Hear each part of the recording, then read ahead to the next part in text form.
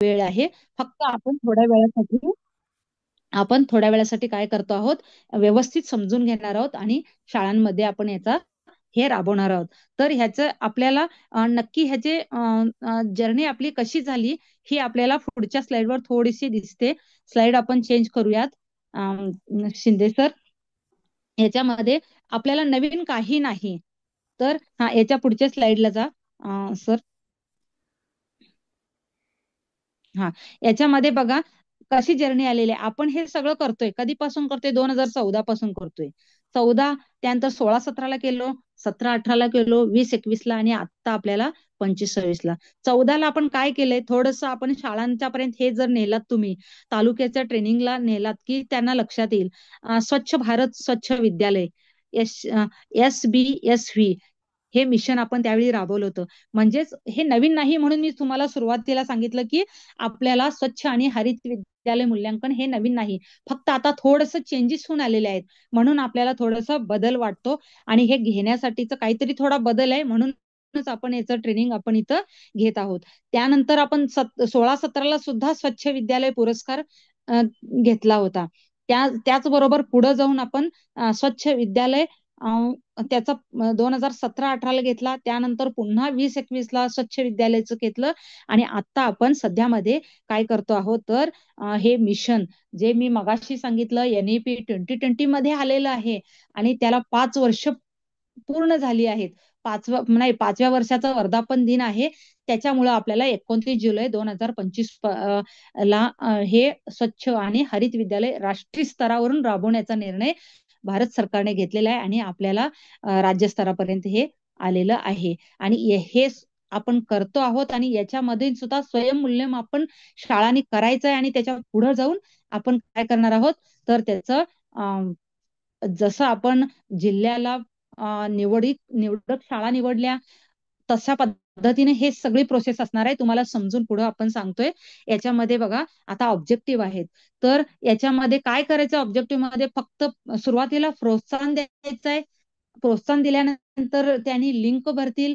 शाळेमध्ये काय आहे कसं आहे त्या लिंक मध्ये आपल्याला समजेल, त्याची आपण खात्री करायची. म्हणजेच आपण मूल्यांकन त्यांचं करायचं आणि त्यांना पुढं पाठवायचं आणि शेवटी टिकवायचं आहे. काय आपण जे करतो शाळेमध्ये स्वच्छ राहण्यासाठी किंवा हरित किंवा हिरवी शाळा राहण्यासाठी आपण काय करतोय ते शाळेनं टिकवायचं. याच्यासाठीचे काहीतरी याच्यामध्ये उद्दिष्ट दिले. त्यामध्ये उद्दिष्टांमध्ये बघा तुम्हाला स्वच्छ आणि हरित बालमैत्रीपूर्व वातावरण कसं निर्माण करता येतं ते सांगितलेलं आहे. त्याचबरोबर कार्यक्षम असेल म्हणजे फंक्शनल वॉश आहे. त्याच्यामध्ये पाणी, स्वच्छता, स्वच्छतेच्या सुविधा असतील, त्याची सेवा कशी करायची आणि त्याची देखभाल कशी करायची. म्हणजे पुढं पुढं जाऊन तुम्हाला 6 मुद्दे येणार आहेत आणि त्या 6 मुद्द्यांवर पाणीपासून सुरुवात होणार आहे आणि अशा पद्धतीनं प्रश्न येणार आहेत. ते आपल्याला प्रश्न किंवा ते कसं भरायचं ते शिंदे सर तुम्हाला समजून सांगतील. पण त्याच्या आधी नक्की काय आहे, ह्याचे ऑब्जेक्टिव्ह काय आहेत ते मी सांगते. मग त्याच्यामध्ये म्हणजे मी इथं का विषय आला, 6 पॉइंट का आहेत म्हटलं तर पाणी हा विषय आला म्हणून म्हणते. काही प्रश्न असे आहेत की एखादा प्रश्न आपण गाळून जर पुढे गेलो तर पुढचे प्रश्न हाईड होतात. म्हणून आपण भरताना खूप काळजीपूर्वक भरायचं आहे. ते शिंदे सर आपल्याला सांगतीलच त्या पद्धतीनं. पण इथं आपण ऑब्जेक्टिव्ह बघतोय तर इथं शाळा, घर असेल किंवा समाज असेल, याच्यामध्ये मुलांमध्ये कशी स्वच्छतेच्या चांगल्या सवयी लावता येतील किंवा पर्यावरणपूरक शिक्षणाचा समावेश शाळांमध्ये कसं करून घेता येईल, ह्याच्यासाठीचं पण हे एक उद्दिष्ट म्हणून आपण इथं बघतोय. त्यानंतर स्वच्छ आणि हरित निकष पाळण्यासाठी मूल्यांकन प्रणाली जी आपण पुढे जी बघणार आहोत ती मूल्यांकन प्रणाली आहे. 60 प्रश्नांची मूल्यांकन प्रणाली असणार आहे, ती सुद्धा आपण बघणार आहोत. म्हणून एक इथं उद्दिष्ट सांगितलंय स्वच्छ आणि हरित विद्यालयाचं. आणि शेवटचं एक सांगितलेलं आहे, स्वच्छ आणि हरित उपक्रम राबवण्यासाठी मुलांना दूत म्हणून आपण तयार करणार आहोत. त्यामुळं ही उद्दिष्ट आपल्याला इथं महत्वाची आहेत. आणि याच्यासाठी आपल्याला काय करायचं आहे तर अत्यंत गरजेचं आहे आणि हे आपल्याला समजून घेण्याचं आहे. इथं 6 कॅटेगरीज आपल्याला दिलेल्या आहेत बघा. पहिलं वॉटर दिलेलं आहे, दुसरं टॉयलेट दिलेलं आहे, त्यानंतर हँड वॉश विथ सोप म्हणजेच पाणी आहे, शौचालय आहे, त्याच्यानंतर साबणाने हात धुणे आहे, त्यानंतर कार्यकृती आणि देखभाल करणे आहे, behavioural changes and capacity building म्हटलेलं आहे. त्याच्यानंतर वर्तन परिवर्तन आणि क्षमता सक्षमीकरण आहे, ऑपरेशन अँड मेंटेनन्स आहे, आणि शेवटचं आहे मिशन लाईफ अंतर्गत आपण पर्यावरणाची जीवनशैली काय आहे त्याचे उपक्रम आपण म्हणजेच ऍक्टिव्हिटीज म्हणजेच कृती कार्यक्रम आपण इथं राबवणार असतो. म्हणजे हे 6 कॅटेगरीज, आणि ह्या 6 कॅटेगरीज वरच अवलंबून काय असणार आहे, प्रश्नावली अवलंबून असणार आहे. त्यामुळं आपल्याला शेवटपर्यंत थांबावंच लागेल, प्रत्येकाला हे ऐकावंच लागेल, कारण आपण तालुक्याला, आपल्याला जर इथं हे समजलं तर आपण तालुक्याला देणार आहोत. आणि आम्ही पण फार वेळ लावणार नाही आहोत, पण समजून घेणं महत्वाचं, तुम्हाला समजेपर्यंत आपण इथं सांगणार आहोत. या गोष्टी इथं महत्वाच्या आहेत. त्याच्यानंतर आपल्याला पुढे जाऊन कुठल्या कुठल्या शाळा इथे पार्टिसिपेट होणार आहेत त्याचं थोडंसं इथं सांगितलेलं आहे बघा. गव्हर्नमेंट स्कूल सगळ्या इथं असणार आहेत, त्यानंतर गव्हर्नमेंट एडेड स्कूल असणार आहेत आणि प्रायव्हेट स्कूल असणार आहेत. ह्या सगळ्या शाळा पात्र असणार आहेत. म्हणजे 100% शाळांना कंपल्सरी आपल्याला काय करावं लागणार आहे, तर ह्या उपक्रमामध्ये सहभाग हा घ्यावाच लागणार आहे. हे आपल्याला इथं सांगितलं आहे. त्याबरोबर आता यात नवीन काय आहे, तर याच्यामध्ये नवीन श्रेणी मिशन लाईफचा उपक्रम जो आहे, कारण आपण स्वच्छ विद्यालयाचं आपण बघितलं, पण काय तर नवीन आहे ना, म्हणून हे आणलेलं आहे इथं.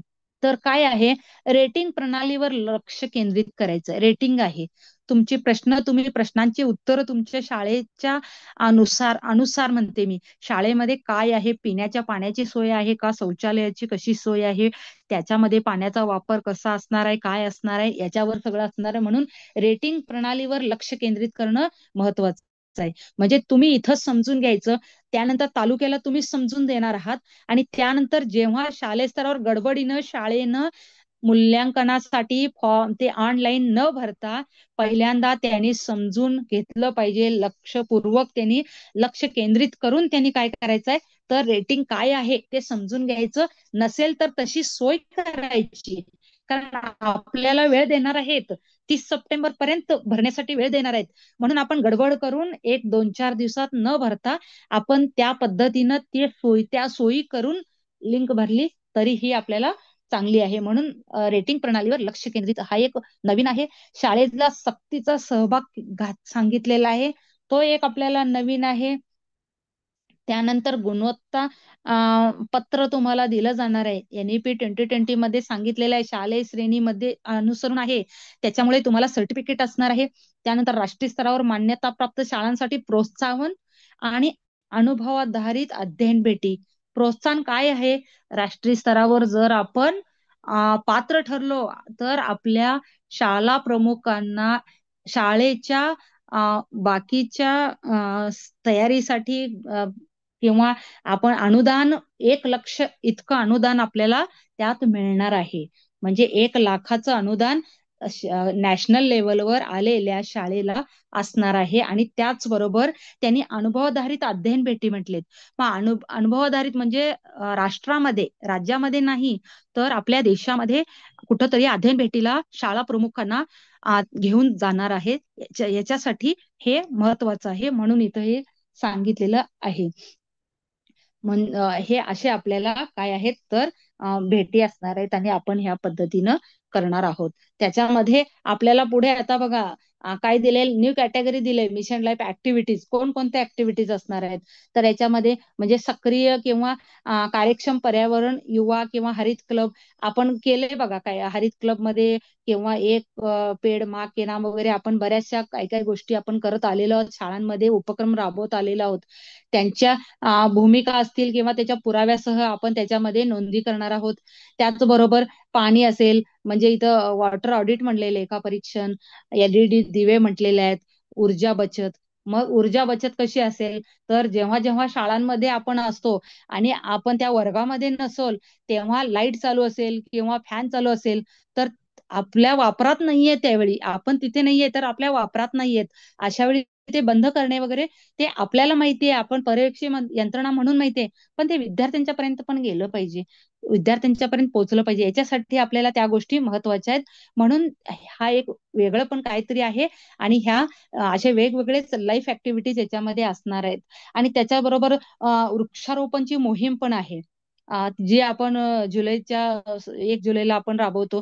फक्त 1 जुलै पुरतं मर्यादित आपण ठेवलेलं नाहीये, पण इतर वेळी सुद्धा आपण मुलांना त्यांच्या वाढदिवसाला द्यायला लावतो आणि त्याचं वृक्षारोपण करत असतो, किंवा ते रोप असेल तर कुंडीत लावण्याचा प्रयत्न, जागा असेल तर अंगणात लावणे, शाळेच्या अंगणात लावण्याचा प्रयत्न आपण करतोय.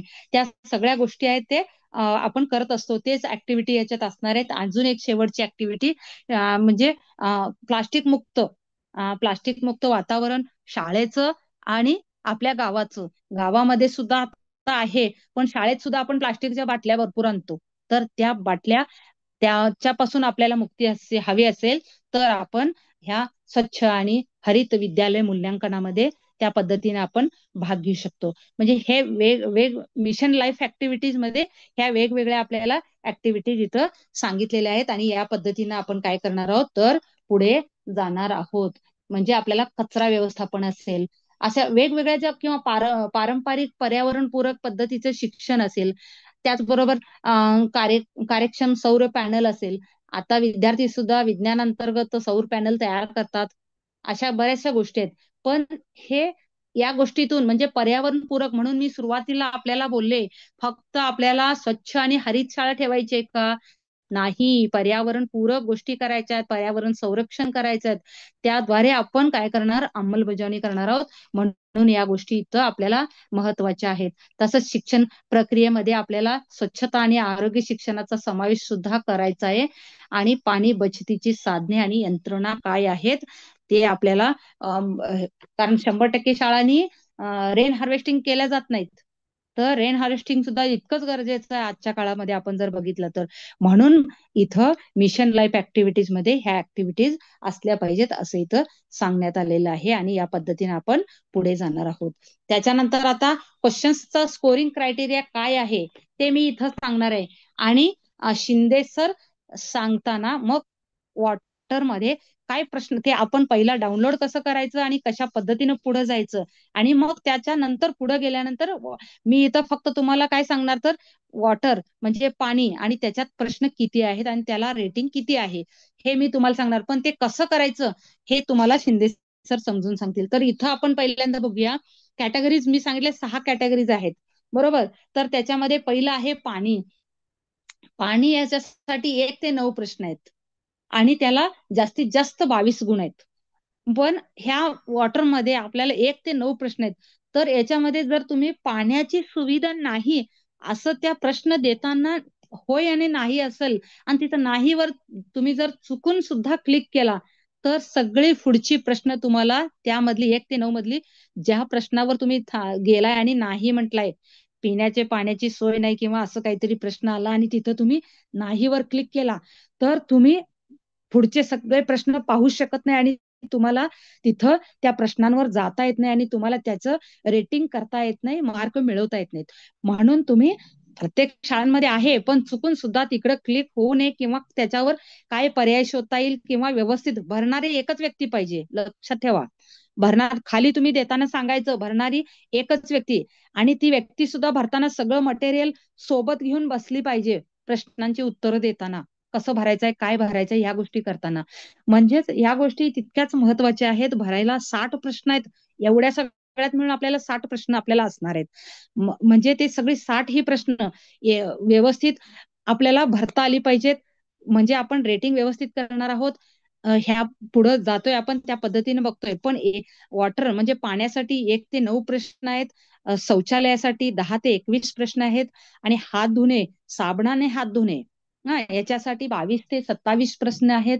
त्यानंतर कार्यकृती आणि देखभाल, त्याच्यासाठी आपल्याला त्याच्यासाठी आपल्याला 28 ते 40 प्रश्न आहेत.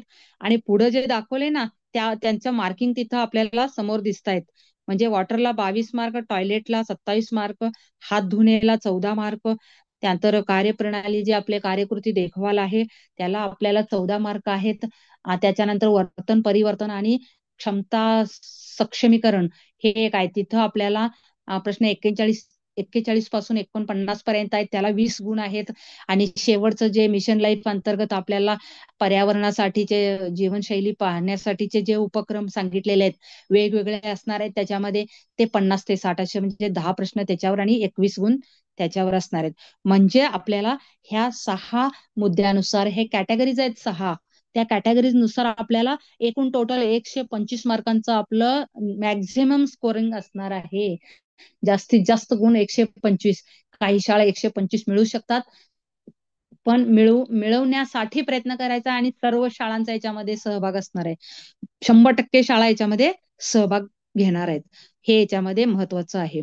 आता ह्याच्यामध्ये सांगितलेलं आहे बघा, स्वच्छ एवं हरित विद्यालय रेटिंग कॉन्ट्रीब्युशन, कोणाकोणाचं कॉन्ट्रीब्युशन आहे, काय करायचं आहे, इको क्लब आहे, SAP स्टुडंट लीड ऍक्शन आहे, असे वेगवेगळे hands on learning through hygienic routine routines, या पद्धतीनं वेगवेगळं आपल्याला काय केलंय, 4 मुद्दे दिलेले आहेत आणि त्याच्यामध्ये सांगितलेले आहेत. हेल्थ अँड वेल बिईंग आहे, सस्टेनेबल लिव्हिंग आहे आणि इक्विटी अँड इन्क्लुसिव्हिटी ते आहे. ह्याच्यामध्ये आपल्याला क्लीन टॉयलेट असलं पाहिजे, hand washing with soap facilities, ह्या सगळ्या ज्या गोष्टीत मगाशी मी रेन हार्वेस्टिंगचं पण बोलले. म्हणजे काही शाळांमध्ये रेन हार्वेस्टिंग नाही आहे, कारण ते आपल्याला कुठं गरजेचं आहे, फक्त इथं स्वच्छता आणि हरित विद्यालय इथं इथंपर्यंत मर्यादित नाही.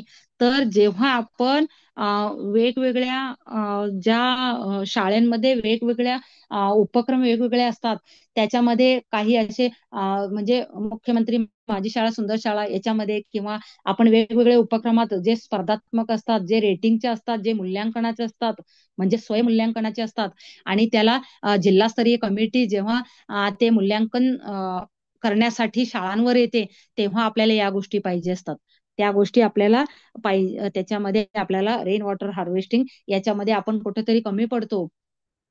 त्यामुळं आपल्याला प्रत्येक शाळेमध्ये हे पाहायला मिळत नाही, पण मिळालं पाहिजे, असलं पाहिजे. ह्या गोष्टी इथं सांगितलेल्या आहे. वेस्ट मॅनेजमेंट 5 आवर्स म्हटलेलं आहे, त्यात प्लास्टिक फ्री कॅम्पस इनॅक्टिव्हिटी, ह्या सगळ्या गोष्टी आपल्याला त्यात सांगितलेल्या आहेत. ह्या गोष्टी आपल्याला इथं मूल्यांकनासाठी पाहिजे. आता जाऊया पुढच्या ह्याच्यावर. हे आपल्याला माहिती आहे, CWSN विद्यार्थ्यांच्यासाठी सुद्धा आपण टॉयलेटची काय सोय केली का, किंवा चालण्यासाठी वगैरे आपण सुरुवातीला शाळेत जाण्यासाठी सुद्धा तिथं सोय केली का, ह्या गोष्टी अत्यंत महत्वाच्या आहेत आणि त्या आपल्याला बघाव्या लागतील. तर मूल्यांकनामध्ये सांगितलेलं आहे बघा इथं, 90 ते 100% जर पर्यंतचा निकष तुम्ही पूर्ण करू शकला, तर तुम्हाला किती स्टार मिळणार आहेत, 5 स्टार मिळणार आहेत. आणि तुम्ही उत्कृष्ट सतत सुरू ठेवायचं असं तुम्हाला सांगितलं, कीप इट अप म्हणून सांगितलेलं आहे. म्हणजे आपण सतत सुरू ठेवायचं आहे ते अशा पद्धतीनं. म्हणजे 90 ते 100 मध्ये आलो तर ते स्वयंमूल्यांकन, त्यामुळे तुम्हाला तिथं कळून जाणार आहे आपण कुठल्या स्टेजला आहे. 75 ते 89% जर आपण आलो, त्याचे निकष पूर्ण जर आपण केले, तर आपल्याला 4 काय असणार आहे, स्टार रेटिंग आपल्याला 4 असणार आहेत. खूप छान असं त्यात म्हटलं जाणार आहे.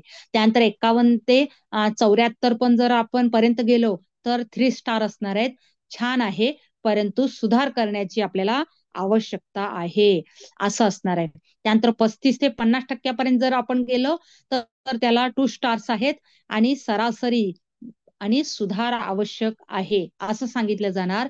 आणि 35% पेक्षा जर कमी आलो आपण, तर त्याच्यासाठी 1 स्टार असणार आहे आणि खराब, खूप सुधार करण्याची आवश्यकता आहे. सुधार करण्याचे 3 स्टारला पण सुधार आहे, 2 स्टारला पण आहे आणि 1 ला पण आहे. याच्यामध्ये 3 स्टार आले ते छान, परंतु सुधारण्याची आवश्यकता. 2 स्टार आले तर सरासरी मिळेल, पण सुधारण्याची गरज आहे. आणि 1 आला तर खराब आहे, पण खूप सुधार करण्याची आवश्यकता आपल्याला आहे, असं याच्यामध्ये सांगितलं जाईल. आणि या पद्धतीनं आपण इथं सांगतोय. ठीक आहे, याच्यानंतर आपण याच्या पुढे जाऊ. तर इथं सांगितलेलं आहे बघा, आता इथं खऱ्या अर्थाने आपल्याला शाळांचा संवर्ग दिलाय.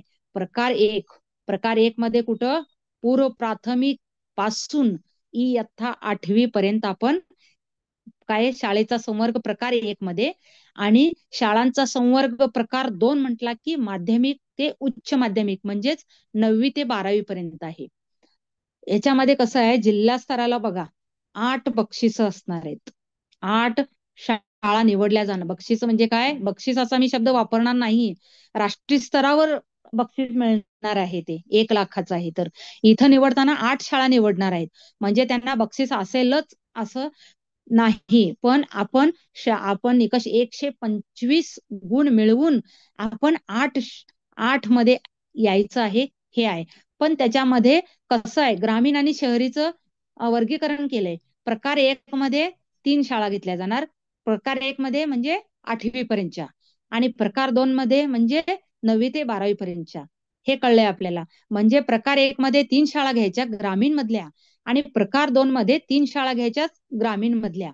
अशा एकूण 6 शाळा असणार आहेत, ग्रामीण मधल्या 6 शाळा असणार आहेत.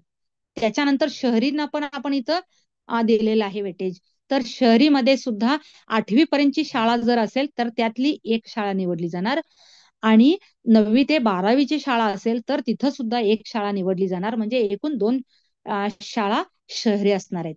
म्हणजे 6 ग्रामीण 2 शहरी जिल्हा स्तरावर निवडल्या जाणार आहेत. अशा एकूण 8 शाळा जिल्हा स्तरावर असणार. त्याच्यानंतर राज्यावर पुढे जाताना राज्यावर 20 शाळा निवडल्या जाणार आहेत. प्रत्येक जिल्ह्यातून 8-8 जाणार, म्हणून राज्याला 20 शाळा असणार आहेत. प्रकार 1 मध्ये म्हणजे 8वी पर्यंतच्या 7 शाळा, आणि प्रकार 2 मध्ये 9वी ते 12वी पर्यंतच्या 7 शाळा. अशा 14 शाळा ग्रामीण मध्ये, आणि शहरीमध्ये प्रकार 1 मधल्या 3 शाळा आणि प्रकार 2 मधल्या 3 शाळा. अशा 6 शाळा शहरीमधून, आणि ग्रामीण मधून 14 शाळा, अशा राज्यस्तरावर 20 शाळा निवडल्या जाणार आहेत. त्याच्या पुढे जाऊन त्यानंतर म्हणजे आपण जिल्ह्याला निवडून जाणार, राज्यामध्ये 20 निवडल्या जाणार. तिथनं आपण राष्ट्राला जाणार. राष्ट्राला जाताना किती शाळा असणार आहे? 200 शाळा असणार आहेत एकूण निवडणाऱ्या. 200 शाळांचं मूल्यांकन. म्हणून आपण सुद्धा त्यात बसतो. म्हणून आपण प्रयत्न खूप चांगला करायचा, कारण ह्या 200 शाळांमध्ये आपल्या शाळांचा खूप चांगला सहभाग असणार आहे. म्हणून मी सांगते की प्रकार 1 मध्ये 70 शाळा असणार आहेत, कुठल्या? ग्रामीण मधल्या. आणि प्रकार 2 मधल्या 70 शाळा कुठल्या? ग्रामीण मधल्या. म्हणजे 7 दोन्ही 14, 140 शाळा ग्रामीण मधल्या झाल्या. आणि उरलेल्या 60 शाळा त्याच्यामध्ये शहरीमध्ये त्या 60 शाळा जाणार. प्रकार 1 मधल्या 30 आणि प्रकार 2 मधल्या 30, अशा 60 शाळा. प्रकार 1 आपल्याला कळलाय पूर्व प्राथमिक पासून 8वी पर्यंत, आणि प्रकार 2 आपल्याला कळलाय माध्यमिक ते उच्च माध्यमिक, म्हणजेच इयत्ता 9वी ते 12वी. आणि त्यात आपण ग्रामीण आणि शहरी असं आपण यात वर्गीकरण केलेलं आहे. अशा म्हणजे 200 शाळा राष्ट्रापर्यंत जाणार आहेत. निश्चितच आपली शाळा त्याच्यामध्ये जाऊ शकते. म्हणून तुम्हाला याच्यासाठी शुभेच्छा आहे.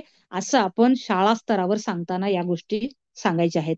आता इथं हेल्प डेस्क म्हटलेलं आहे, म्हणजे त्याच्यामध्ये कुठलं कुठलं ऍप असणार आहे, किंवा QR कोड केल्यानंतर आपण ते कसं करायचं, काय करायचं, त्याची लिंक कुठली आहे, म्हणजे shvr.support.cit.nic.in अशा पद्धतीनं. आणि आपल्याला जिल्ह्याला दिली जाणार आहे ती सुद्धा आपण ह्याच्यावर क्लिक करून सर तुम्हाला सांगणार आहेत. शिंदे सर याच्यावर डिटेलमध्ये तुम्हाला सगळ्या गोष्टी, म्हणजे ही स्लाइडवर सांगणार नाहीत, तर ऑनलाईन डायरेक्ट ते ओपन करून तिथं तुम्ही कसं भरायचं हे सांगणार आहेत. आणि त्याचबरोबर तुम्हाला फ्री टोल नंबर पण दिलेला आहे. टोल नंबर दिलाय, वेळ दिलेली आहे, कुठं पासून किती वाजेपर्यंत तुम्ही त्याला करू शकता फोन त्या व्यक्तीला, किंवा मंडे टू फ्रायडे याच्यामध्ये ते उपलब्ध असतात. जर तुम्हाला अडचण आली तर डायरेक्ट तिथं सुद्धा करू शकता, जिल्ह्याला करू शकता, राज्याला करू शकता, अथवा राष्ट्राला सुद्धा टोल फ्री नंबर असतो, त्याच्यावर सुद्धा तुम्ही जाऊ शकता. म्हणजे हे काय आहे, रजिस्ट्रेशन करताना, सर्वे करताना, सबमिशन करताना टेक्निकल इश्यू येऊ नयेत म्हणून या गोष्टी तुम्हाला इथं दिलेल्या आहेत. तर आपल्याला इथं लिंक पण आहे बघा, shvr.education.gov.in. सर करताना ह्या पद्धतीनं सर जातीलच, आणि डाउनलोड ऍप कसं करायचं या सुद्धा सर तुम्हाला गोष्टी ह्या सांगणार आहेत. म्हणजे ह्या इथं काय महत्वाचं आहे, तर तुम्हाला लिंक ओपन करून किंवा ऍप ओपन करून मोबाईलवर भरता येते, किंवा PC वर सुद्धा तुम्ही भरू शकता. ते कशा पद्धतीनं भरणार आहेत ते सर पुढे सांगतील. पण माझ्याकडे जो असलेला भाग आहे तो माझा संपल्यानंतर सांगतील. आपण त्या पद्धतीनं आपण इथं जाणार आहोत पुढं. तर इथं सांगताना मगाशी मी तुम्हाला सांगितलं शेड्यूल, कसं शेड्यूल असणार आहे, किती वेळ कुठल्या ह्याला असणार आहे. म्हणजे मगाशी तुम्हाला मी सांगितलं 1 ऑगस्ट ते 30 सप्टेंबर असं मी तुम्हाला म्हंटले. तर 1 ऑगस्ट ते 30 सप्टेंबर म्हणून घाई करायची नाही. 30 सप्टेंबर पासून म्हणजे आजपासून सुद्धा आपल्याला 1 महिना बाकी आहे. आपल्याला ऍप्लिकेशन सबमिट करण्याआधी, ऑनलाईन सबमिशन करण्याआधी आपल्याला कोणत्या कोणत्या कृती करता येतील शाळा स्तरावर आपल्याला ती वेळ आपल्याला इथं दिलेली आहे. त्याच्यानंतर डिस्ट्रिक्ट लेवलला काय आहे, 1 ऑक्टोबर पासून 31 ऑक्टोबर पर्यंतचा वेळ दिलेला आहे. पुढच्या गोष्टी नक्की काय करायच्यात, कशा करायच्यात याच्यासाठी आहेत.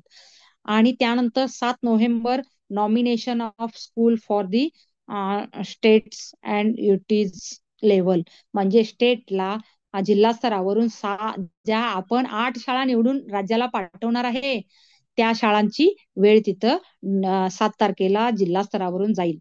त्याच्यानंतर 8 नोव्हेंबर 8 नोव्हेंबर ते 7 डिसेंबर पर्यंत आपल्याला काय असणार आहे, तर पुढं आपल्याला त्या गोष्टी म्हणजे आपल्या जिल्ह्याच्या होऊन गेल्यानंतर शाळांचं नामांकन असेल राज्यस्तरावर, राज्यस्तरासाठी पाठवण्यासाठी असेल किंवा राज्यस्तरावर शाळांची निवड कशी करायची आहे त्याच्यासाठी आहे. आणि त्याच्यानंतर शाळांचे नामांकन राष्ट्रीय स्तरासाठी करण्यासाठीची 14 तारीख पुन्हा दिलेले आहेत. आपल्याला ह्या पद्धतीने आपल्याला तारीख दिलेली आहे. आणि शेवटची राष्ट्रीय स्तरावर शाळांची निवड करण्यासाठी फेर तपासणी असणार आहे. कधी असणार आहे? 15 डिसेंबर पासून ते 15 फेब्रुवारी पर्यंत फेर तपासणी असणार आहे.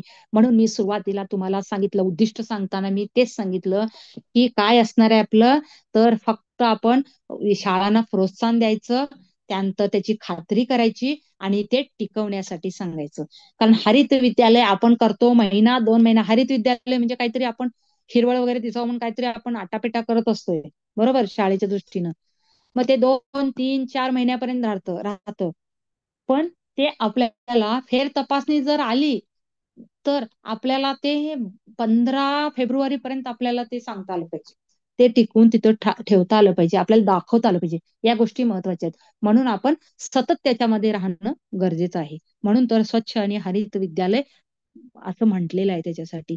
ह्या गोष्टी इथं महत्वाच्या आहेत. आणि नॅशनल लेवलला हे सेरेमनी शेवटी असणार आहे. म्हणून मी सेरेमनी म्हणजे काय, मगाशी मी बोलता बोलता बोलले 1 लाखाचं राष्ट्रीय स्तरावर गेलेल्या शाळांना, शाळा प्रमुखांना मिळणार आहे. आणि अध्ययन क्षेत्र भेटी सुद्धा त्यांची असणार आहे. या पद्धतीनं आहे. म्हणून हे महत्वाचं आहे.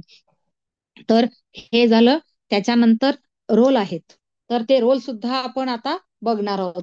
शाळेचं रोल कसं आहे किंवा जिल्ह्याचा रोल कसा आहे, ह्या सुद्धा आपल्याला याच्यामध्ये महत्वाच्या गोष्टी आहेत. याच्यामध्ये सांगितलंय बघा, SHVR school level stakeholder role काय आहे, SHVR district level stakeholder role काय आहे, त्यानंतर स्टेट लेवलचा आहे, युटी लेवलचा आहे, आणि इव्हॅल्युएटर म्हणजे मूल्यांकन करते जे आहेत त्यांचा सुद्धा डिस्ट्रिक्ट लेवलला आणि स्टेट लेवलला काय रोल असणार आहे, या गोष्टी इथं सांगितलेल्या आहेत. याच्यामध्ये स्कूल लेवल स्टेक होल्डर कोण असणार आहेत बघा, घटक मुख्याध्यापक, शिक्षक, विद्यार्थी, इको क्लब आणि बाल संसद शाळा, त्याच्यातच व्यवस्थापन समिती. शाळा व्यवस्थापन समिती म्हणजे SMC आपण माहिती आहे, तसंच SMDC पण आहे त्याच्यात, शाळा विकास व्यवस्थापन समिती.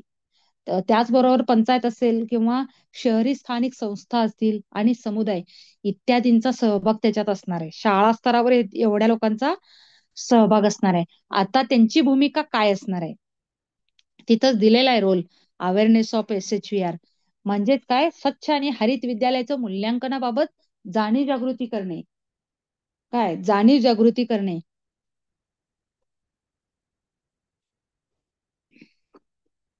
इथून आपली भूमिका सुरुवात होते. मग त्याच्यामध्ये जाणीव जागृती नक्की काय आहे, मूल्यांकन करायचं आहे आणि ते राष्ट्रीय पातळीपर्यंत पोहोचायचं आहे. त्यामुळे ही तर जाणीव जागृती खऱ्या अर्थाने झाली पाहिजे व्यवस्थित. याच्यासाठी शाळेने ती भूमिका पार पाडायचं आहे किंवा SMC असेल, SMDC समिती असेल, यांनी ह्या भूमिका पार पाडायच्या आहेत. त्याच्यामध्ये पुढे दिलेलं आहे सहभागी होण्याची कार्यपद्धती जाणून घेणे. आता सहभाग प्रत्येक शाळेलाच व्हायचा आहे, तर त्याची कार्यपद्धती काय, म्हणून मी मगाशी म्हटले गडबड करायची नाही आणि लगेचच भरून रिकाम व्हायचं नाही. आहेत 60 प्रश्न, बाबा चला आपण भरूया, आपलं काम होतंय. कामाची घाई कधीतरी शाळेकडून होते, तसं गडबडीने काही न करता त्याची कार्यपद्धती नक्की काय आहे हे समजून घेणं आणि हे शाळेपर्यंत गेलं पाहिजे, याच्यासाठीची आपली ही शाळा स्तरावरची भूमिका आहे. त्यानंतर प्रश्न समजून घेणे. थोडक्यात आपल्याला ओपन ऍप ओपन केला किंवा लॅपटॉपवर ओपन केलं तर आपल्याला त्यात भूमिका दिसून येते. काय आहे प्रश्न, कसं समजून घ्यायचं आहे हे थोडक्यात आपल्याला शिंदे सर पण समजून सांगणार आहेत. प्रश्न म्हणून मी मगाशी बोलताना अजून एक मुद्दा काय बोलले होते, तर आपण भरताना पिण्याच्या पाण्याच्या सोयीचा बद्दल एखादा प्रश्न असेल आणि नाही म्हणून आपल्या चुकून जरी तिथं क्लिक झालं तर पुढचे सगळे प्रश्न हाईड होतात. म्हणून समजून घेणे हा मुद्दा महत्वाचा आहे. त्यानंतर अचूकपणाची खात्री करून घेणे, अचूकपणा त्यात महत्वाचा आहे. म्हणून आपण टिकमार्क करत करत जातो, एखाद्या वेळी हातातून कर्सल इकडे तिकडे जातो आणि एकदम चुकून तिथं टिकमार्क होतं, असं पण करायचं नाहीये. त्यानंतर फोटो आणि वस्तुस्थिती दर्शक माहिती उपलब्ध करून ठेवायची आहे. फोटो आपल्याला लागणार आहेत, कारण ते भरत भरत भरत प्रश्न झाले का पुढे आपल्याला प्रश्न असतात, फोटो असतात अपलोड करायसाठी. ते प्रश्न पण आपल्याला म्हणजे ते फोटो आपल्याला माहिती पाहिजे, म्हणून ते वस्तुस्थिती दर्शक पाहिजे. कारण आपल्याला मूल्यांकन आहे, जिल्हा स्तरावर मूल्यांकन असेल, राज्य स्तरावर मूल्यांकन असेल, राष्ट्रीय पातळीवरून मूल्यांकन होण्याची शक्यता वर्तवण्यात येते. अशामुळे आपल्याला ह्या माहिती ठेवावी लागतील. आणि वेळेत अर्ज सादर करणे, 30 तारीख आपल्याला दिले, त्यामुळं ते एक महत्वाचं आहे. आणि त्याच्याच बरोबर आपल्याला वस्तुस्थिती नियोजन नियमन म्हणजे शाश्वत विकास टिकून कसा ठेवता येईल हा महत्वाचा मुद्दा आहे. आणि आपल्याला ते इथं शाळा लेवलचा रोल म्हणून आपण त्यात बघितलं. त्यानंतर आता डिस्ट्रिक्ट लेवलचा म्हणजे जिल्हा स्तरावर, जिल्हा पातळीवर, त्याच्यामध्ये ते तारीख सुद्धा इथं दिली आहे. 1 ऑक्टोबर पासून आहे 31 ऑक्टोबर पर्यंत जिल्ह्याला ते काम आहे. आणि नॉमिनेशन कळवण्यासाठीची 7 नोव्हेंबरची तारीख असणार आहे. स्टेक होल्डर याच्यामध्ये जिल्हास्तरीय समिती आहे किंवा अध्यक्ष जिल्हाधिकारी यांच्याद्वारे नियुक्त केलेलं, कारण म्हटलंय बघा इथं डिस्ट्रिक्ट लेवल ऑफिशियल म्हटलेलं आहे. त्याच्यामध्ये एनजीओ असतील, अधीक्षक कुठले, अभियंता असतील, पाणी पुरवठा विभागाचे पण आहेत त्याच्यात, जिल्हा आरोग्य अधिकारी, म्हणजे जिल्हाधिकारी यांनी त्यामध्ये त्यांच्याकडून 2 काय करतात, तर सदस्य त्यांच्या ह्याच्यानी नियुक्ती करतात त्यांची. त्याच्यामध्ये ते कोणाकोणाची करू शकतात, अधीक्षकांची करू शकतात, अभियंतांची करू शकतात, पाणी पुरवठा विभागाचे तीन उत्कृष्ट शिक्षक पण असतात बरं का. त्यामध्ये शिक्षणाधिकारी प्राथमिक, शिक्षणाधिकारी माध्यमिक असतात. याच्याबरोबरच वेगवेगळ्या म्हणजे एनजीओ सुद्धा असतात, सिव्हिल सोसायटीची संघटना असत्या. अशा पद्धतीनं वेगवेगळे व्यक्ती याच्यामध्ये असतात. जिल्हा नोडल अधिकारी इथं मगाशी कनवाडे सरांनी सांगितलं, प्राथमिकचे जिल्हा नोडल अधिकारी कनवाडे सर आहेत, माध्यमिकचे जिल्हा नोडल अधिकारी गिरी सर आहेत. असे काय असणार आहेत यात. आणि मूल्यांकन करते सुद्धा त्या घटक त्याच्यामध्ये जिल्हा स्तरामध्ये असतो. अशा पद्धतीनं आहे. म्हणजे इव्हॅल्युएटर्स म्हटलेलं आहे तेच मूल्यांकन करते, शाळेचं मूल्यांकन कसं करायचं त्याचं. आणि त्याच्यानंतर त्यांचे रोल, त्यांची भूमिका, अंमलबजावणीबाबत समन्वय साधणे, जिल्हास्तरीय समितीच्या बैठका, कारण आज जी आपण बैठक घेतो ही जिल्हास्तरीय ह्याच्या संबंधित आपल्याला समजण्यासाठी, तसं ती समिती नेमली की त्यांची बैठका घेतली जाईल. त्यानंतर SHVR चे उद्देश काय आहेत किंवा कार्यपद्धती काय आहे, तालुक्याला कशी, केंद्राला कशी, आणि शाळेचं सक्षमीकरण करण्यासाठी कसं करता येते, ही भूमिका जिल्हा स्तराची असणार आहे. त्याचबरोबर या उपक्रमाला प्रोत्साहन देणे, नेहमी त्याचा आढावा घेणे किंवा आढावा घेऊन 100% शाळांना सहभागी कसं करून घेता येणे, नोंदवलेल्या प्रश्नांच्या उत्तराचे मूल्यांकन करणे, म्हणजेच शाळा भेटी आणि त्याच्यामध्ये याचं मूल्यांकन करण्यासाठी टीम येणे, मूल्यांकनाकडे कसं मूल्यांकन केलं जाईल किंवा त्याचं उद्बोधन कसं करायचं, वेळेत प्रत्यक्ष पडताळणी कशी करायची, त्याचबरोबर कमिटीद्वारे शाळांची अंतिम निवड करणे, हे सुद्धा जिल्हास्तरीय कमिटीचं आहे. आणि पात्र शाळांचे राज्यस्तरावर नामांकन करणे. शेवटी 7 नोव्हेंबर 2025 अशी आपल्याला तारीख दिलेली आहे, पात्र शाळांचे राज्यस्तरावर नामांकन करणे. म्हणजे ह्या गोष्टी अत्यंत महत्वाच्या आहेत आणि हे रोल राज्यस्तरावरचे जिल्हा स्तरावर आहे. त्यानंतर स्टेट लेवलला रोल फक्त आपल्या माहितीसाठी आहे, तर याच्यामध्ये म्हणजे राज्यस्तरावरची किंवा युटी लेवलची कमिटी जी आहे, आता जसं जिल्ह्याला सांगितलं, सेक्रेटरी असतील एज्युकेशनचे, म्हणजेच SCID असेल, त्यांच्यामध्ये त्यांची जी कमिटी केली जाईल, त्याच्यामध्ये सुद्धा त्यांनी सांगतील त्या, मग त्याच्यामध्ये सुद्धा मगाशी मी म्हटले अभियंता असतील, अधीक्षक असतील, पाणी पुरवठा विभाग असेल, या पद्धतीनं घेतले जाईल, किंवा डिस्ट्रिक्ट नोडल अधिकारी असतील त्याच्यामध्ये, या पद्धतीनं काय करणार हे काय असतात तर घटक असतात. आणि रोल सुद्धा त्यांचा राज्यस्तरावरून, कारण राज्यस्तरावर आपण निवडणार, किती निवडणार होतो आपण राज्यस्तरावर, तर 20 राज्यस्तरावर, म्हणजे प्रत्येक जिल्ह्याचे 8 असेच गेले की राज्यावरून त्या कमिटीनं काय करायचं, 20 शाळांची निवड करणार आहे. म्हणजे 14 ग्रामीणच्या आणि 6 शहरीच्या, अशा 20 शाळांची नियुक्ती करून ते पुढे पाठवणारे, हे रोल त्यांचे. त्यांच्या सुद्धा ह्या कमिटीनं, जशा मी जिल्ह्याची कमिटी सांगितली तशी ही राज्याची कमिटी असणार आहे. त्यामुळं या गोष्टी महत्वाच्या आहेत. आता इथं जे मूल्यांकन करते आहेत त्यांची भूमिका काय असणार आहे, किंवा ते कसं इव्हॅल्युएट करणार आहेत, त्याचं थोडक्यात इथं, म्हणजे ते सुद्धा कसं निवडीसाठी, म्हणजे जिल्ह्यानं जी कमिटी दिली जाईल त्यात शासकीय अधिकारी असणार आहेत. शासकीय अधिकारी मध्ये सार्वजनिक आरोग्य विभागाचे असतील, किंवा शिक्षण विभागाचे असतील, ग्रामीण विभागाचे असतील, वन विभागाचे असतील. वन विभागाचे घेण्यामागचं कारण हरित विद्यालय असं आहे, त्याच्यामुळे वन विभाग सुद्धा त्यात असणार आहे. प्रशिक्षण संस्था असणार आहे, शैक्षणिक प्रशिक्षणार्थी असणार आहेत. त्याचबरोबर मुख्य योजनेअंतर्गत तज्ज्ञ, जसं की स्वच्छ भारत मिशन, शहरी किंवा ग्रामीण मनरेगाचे असतील, इत्यादींसाठी आपण केलेले असतील, तसे त्या पद्धतीनं त्यांची भूमिका असणार आहे. त्याचबरोबर शैक्षणिक आणि संशोधन संस्था ह्या असतील, सिव्हिल सोसायटी, मगाशी मी म्हटले स्वयंसेवी संस्था म्हणजे एनजीओ असणार आहेत, समुदाय आधारित संस्था, युवक मंडळे आणि लोकप्रतिनिधी, शेवटी पब्लिक रिप्रेझेंटेटिव्ह म्हटलेला आहे, लोकप्रतिनिधी पण असणार आहेत. म्हणजेच लोकप्रतिनिधीमध्ये एसएमसी असतील, एसएमडीसी असतील, याच्यामधली, किंवा ग्राम सरपंच असतील, असे त्याच्यामध्ये असणार आहेत. यांच्याद्वारे आपलं मूल्यांकन केलं जाणार आहे. जिल्हा स्तरावर मूल्यांकनकर्त्यांची ती भूमिका असणार आहे, आणि या पद्धतीनं आपण मूल्यांकन करणार आहोत. म्हणजे ह्या एवढे आपल्याला इथं माहिती उपयुक्त आहे, आणि ही आपल्याला समजली असं समजू आम्ही. पीपीटी पण आपल्याला शेअर केल्या जातील. काय अडचणी असतील तर आपल्या कधी असणार आहेत त्या शंका विचारायचं. शिंदे सरांचं आता त्यांनी तुम्हाला लिंक कशी भरायची, प्रश्न कशी असणार आहेत, ते तुम्हाला ते माहिती सांगतील. त्या पद्धतीनं तुम्ही माहिती समजून घ्यायची. तालुका स्तर ट्रेनिंग घेऊन त्याच्यामध्ये तुम्हाला सांगावं लागेल. म्हणून आपल्या याच्यामध्ये तंत्रस्नेही शिक्षक सुद्धा एक आपण याच्यामध्ये सांगितलेलं आहे. आणि त्या माध्यमाने आता मी पुढील सूत्र शिंदे सरांच्या ताब्यात देते. Shinde sir, over to you. Okay, thank you madam. आपण पीपीटीच्या माध्यमातून जाण्याऐवजी डायरेक्ट डेमोच्या माध्यमातून जाऊया, कारण हो, की पीपीटी तुम्हाला शेअर केलीच जाईल, पण त्याच्या पेक्षा आपण तो जो डेमो तुम्हाला दाखवला तर तो अधिक प्रभावी होईल. सुरुवातीला मी वेबसाईट जी आहे त्या वेबसाईटच्या माध्यमातून तुमच्यापर्यंत ती पोहोचवण्याचा प्रयत्न करतो. माझा आवाज येतोय? येतोय सर, येतोय. येस. तर तुम्हाला प्रत्येकाला जी लिंक आहे ही लिंक शेअर केली जाईल, आणि त्या लिंकमध्येच परत एकदा ट्राय करतोय मी.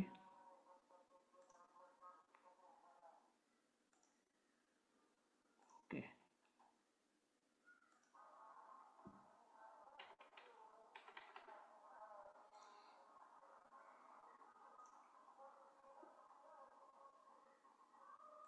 एक मिनिट फक्त. व्हॉट्सअप ऑपरेट होत नव्हता.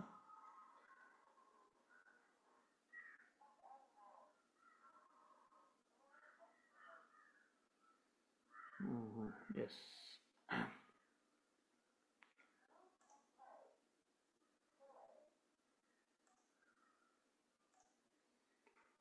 मी आता पुन्हा एकदा स्क्रीन शेअर करतोय. तुम्ही जर व्यवस्थित जर हे केलं तर तुम्हाला हा जो डेमो आहे तो लक्षात येईल. इथे बघा, तुम्हाला ही जी लिंक आहे इथे म्हटलंय बघा, SHVR.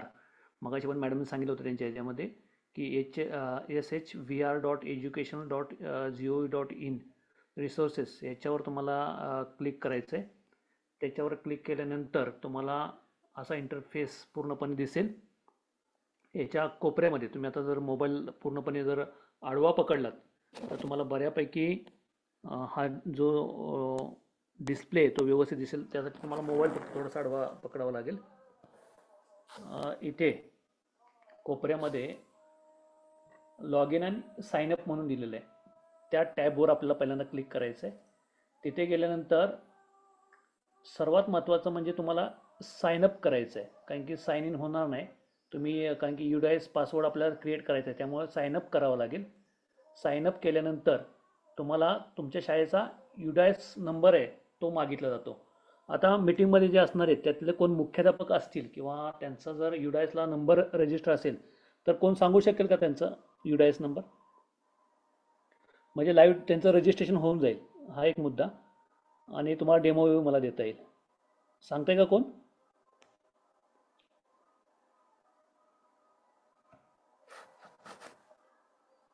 तंत्रज्ञ शिक्षक आहेत. त्यांना अनम्यूट करावं लागेल. हा द्या ना अनम्यूट करावं लागेल शिक्षकांना. हो. कोणी हँडरेज करा. हँडरेज केलात की तुम्हाला इथून अनम्यूट करता येईल.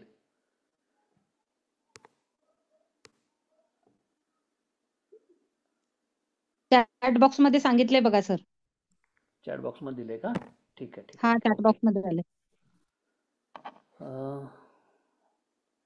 चॅट बॉक्स माझ्याकडे लोड होतोय. हां, एक UDIS आलाय 273130. बऱ्याच जणांनी टाकले. आता मी सुरुवातीचा पहिला जो आहे तो घेतो. ज्यांच्याकडे आत्ता तो मोबाईल नंबर अवेलेबल पाहिजे तो फक्त लक्षात ठेवा. चॅटबॉक्समध्ये टाकला तरी चालेल. OTP फक्त मला पटकन मिळाला पाहिजे. 273102164018 हा UDIS नंबर आहे. तर त्यांनी फक्त काय करा, OnePlus म्हणून त्यांचं नाव तिथं आलेलं नाही, OnePlus म्हणून आहे. त्यांनी फक्त OTP आल्यानंतर, सॉरी मुरलीधर पवार सर पण आहेत का? ओके पवार सर मी तुमचा घेतो, कारण की तुमचा मोबाईल नंबर पण माझ्याकडे आहे. मी तुमचा घेतो जरा एकच मिनिट. सॉरी बरं का. 27311106 हा नंबर आणि जो कॅप्चा आहे तो सगळ्यांना वेगवेगळा येईल. तो कॅप्चा तुम्हाला टाकून घ्यायचा आहे. मी हा टाकतो VGHJ53. तो कॅप्चा टाकला आणि मी कंटिन्यू म्हटलं. कंटिन्यू म्हटल्यानंतर तो आपल्याला काय करतो माहिती आहे का, आपला जो मोबाईल रजिस्टर मोबाईल आहे ना तो मोबाईल नंबर मागतो. म्हणून आपण काय करायचं, आपल्या UDISला जो रजिस्टर नंबर आहे तो नंबर आपल्याला इथे टाकायचा आहे. मी तो नंबर टाकतो.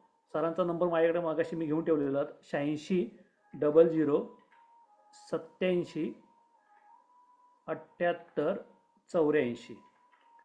तो घेतल्यानंतर पुन्हा एकदा कॅप्चा त्याच्यामध्ये टाकायचा T63W6 आणि R. हा टाकल्यानंतर कंटिन्यू म्हटल्यानंतर तुम्हाला तो हे सांगतो की तुमचा जो हा नंबर आहे बघा, शेवटचे 4 कोड येतात 7884, त्याच्यावर OTP पाठवलेला आहे. पवार सर तुम्हाला जरी अनम्यूट नाही करता आलं तरी ओके, मला फक्त चॅटबॉक्समध्ये जो OTP आलाय तो फक्त टाईप करून पाठवलात ना तर मला इथे लगेच टाकता येईल. मी वेट करतो 2 मिनिटं.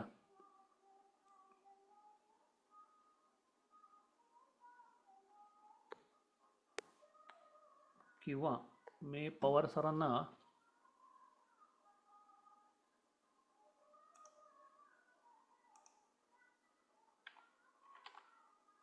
टाकला का? ओके आलाय OTP सर. येस येस आलाय. Thank you sir Pawar sir. त्यांनी जो OTP टाकलाय तो आहे 588225. ओके आणि कंटिन्यू म्हणायचं आहे. चुकतोय का? 588225 पण तो अनकरेक्ट दाखवतोय. जरा व्यवस्थित चेक करून पुन्हा हे करा बरं सर. 588225 चुकीचं दाखवतोय. ओके आला. 568225. येस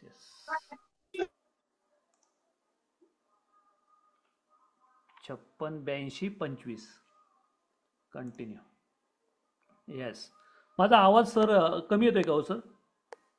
होय, नाही कमी येतो येतोय सर. व्यवस्थित जरा जरा नाही, जरा पण थोडासा मोठा ठेवा. हां, म्हणजे काय झालंय? ओके ओके, करतो सर मी आवाज हे करतो. इथपर्यंत तुम्हाला प्रोसेस कळाली. पहिली गोष्ट म्हणजे तुम्हाला UDIS टाकायचा आहे, कॅप्चा टाकायचा आहे. नंतर तो तुम्हाला मोबाईल नंबर विचारेल.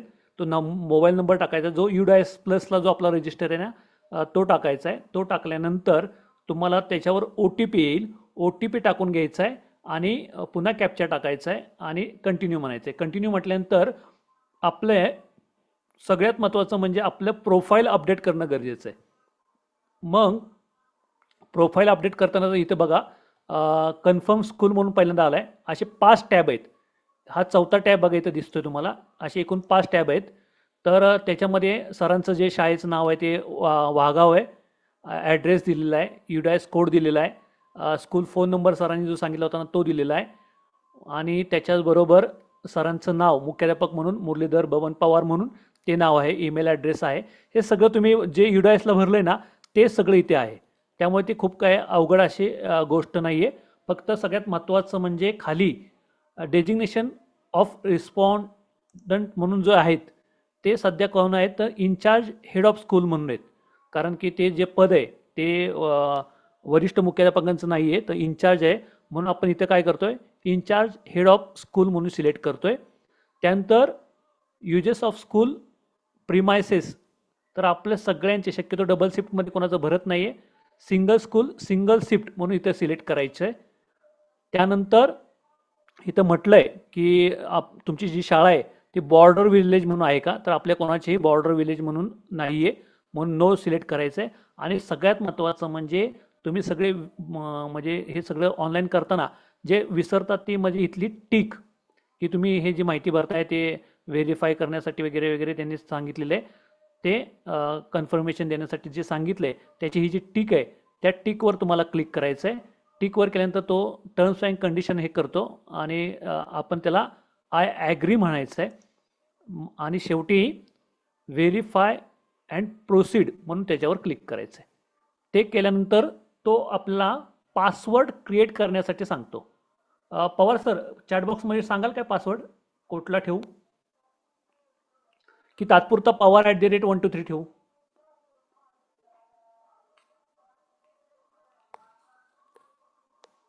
सरांचं कन्फर्मेशन येऊ द्या, लगेच आपण ते स्टार्ट करूया. चालेल, तोच ठेवा. नंतर ते बदल करतील सर, वेळ जाय नको. येस. हो. मी पवार @123 असं ठेवतो. 123 कॅपिटल. पवार सरांचं कन्फर्मेशन आलंय, आपण ते ठेवूया. त्यानंतर कन्फर्मेशन जो पासवर्ड तुम्ही टाकलेला आहे तो कन्फर्म करण्यासाठी पुन्हा एकदा तोच रिपीट करायचा आहे. आणि मग त्याच्या पुढे तुम्हाला साइन अप म्हणायचं आहे. साइन अप म्हटल्यानंतर साइन अप कम्प्लिटेड झालेलं आहे, म्हणजे आता आपण थेट त्याच्यामध्ये लॉग इन होणार आहोत. आता पवार सर फक्त मला पुढची जी माहिती आहे ती पटपट पटपट सरांना सर तुम्ही कोस्ट आहात हे करता येईल का हँड रेज त्यांना? करू द्या म्हणजे ओळखता येईल. हां, त्यांना मला लगेच म्हणजे इथून पण त्यांना मी हे करेन. एक मिनिट, म्हणजे ती माहिती हँड रेज सांगतील त्या करू द्या पद्धतीने म्हणजे आपण फिल करूया ते. मुरलीधर.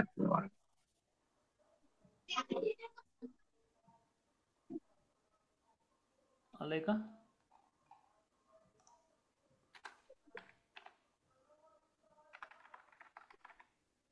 एक मिनिट सर, हँड रेज केलं का पवार सर?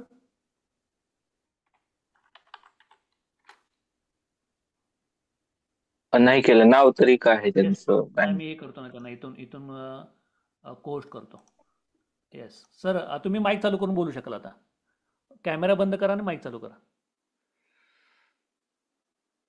पवार सर. हा. येस, आवाज येतोय? हा, येतोय आवाज. येस. जरा मला मुलगी आणि मुली सांगू शकताल तुमच्या शाळेच्या? हा, चालेल, सांगतो की. एकूण पट. मुले 7, 11, 18. 7 मुलगे, हा, 11 मुली. 11 मुली आणि टोटल 18. नाही, टोटलची गरज नाही. ओके. नंतर त्यातलं कोण CWSN आहे का? नाही नाही. कोणी नाही. ओके. हा. टीचर स्टाफमध्ये मेल किती आणि फिमेल किती? एक एक. एक मेल, एक female. Okay. Total water point जे आहेत म्हणजे टॅप आपण म्हणूया ते किती आहेत? टॅप 2 आहेत. 2. टॉयलेट किती आहेत मुलांचे आणि मुलींचे? मुलांचं वेगळं आहे, मुलींचं वेगळं आहे. एक एक. आणि त्या प्रत्येकाला 2 आहेत. युरिन किती आहेत? 2 आहेत.